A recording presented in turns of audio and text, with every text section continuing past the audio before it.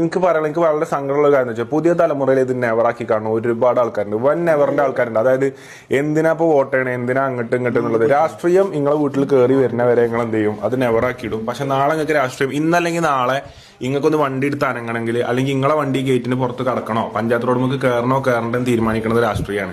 അപ്പം ഈ സംഭവങ്ങൾ, ടാക്സ്, ഒരുപാട് കാര്യങ്ങൾ, ഇതിൽ A to Z നമ്മൾ തിന്നുന്ന മുട്ടായിൽ വരെ രാഷ്ട്രീയമുണ്ട്. കാരണം അതിലൊരു ഭാഗം ഗവൺമെന്റിനാണ് പോണത്.